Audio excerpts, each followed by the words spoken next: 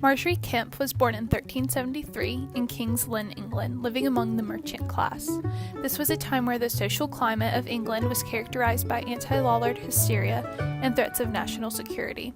Christian worship in England during this time was heavily focused on devotional life centered on the love of Jesus and St. Mary.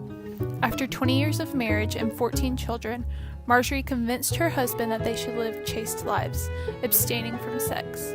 She had discerned that intimacy had become an obstacle in her walk with God. Margery went on many pilgrimages, but one of her earliest was to the Holy Land, in which she encountered the Spirit in an intimate way, where she adopted the practices of emotional weeping and wailing. These outbursts are what led religious leaders to condemn her.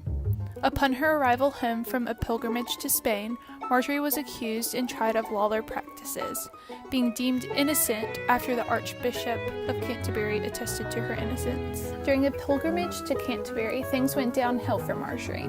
After she accused the local men of false teachings, she was sentenced to be burned. Her husband abandoned her during this time, and she prayed to God that he would rescue her from death. Before her life was taken, two strangers came up to her rescue, and in return they asked Margery to pray over them.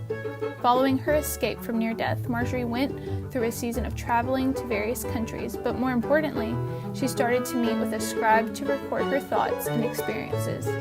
She was most impacted by female figures like St. Bridget of Sweden and Julian of Norwich, who influenced Margery's ideas. Although Margery took part in many typical medieval mystic practices, like fasting, she demonstrated new practices such as her exuberant emotions, especially crying and wailing. Additionally, she focused heavily on the humanity of Christ and living in chastity, while also explaining her visions of Jesus in the Eucharist. The autobiography of her life is regarded as one of the earliest recorded in the English language. She details the passionate medieval mystic practices that surrounded her.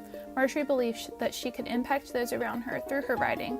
Scholars call her writing an autography, suggesting that the use of I doesn't just reference herself, but suggests that readers identify with the same use of I.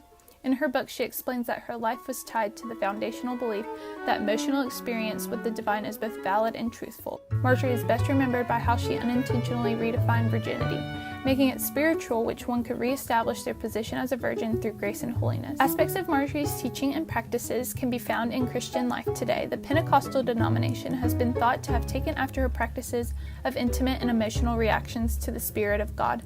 Margery's autobiography invites readers to find comfort in her life the same way she has, through chastity and emotional devotion.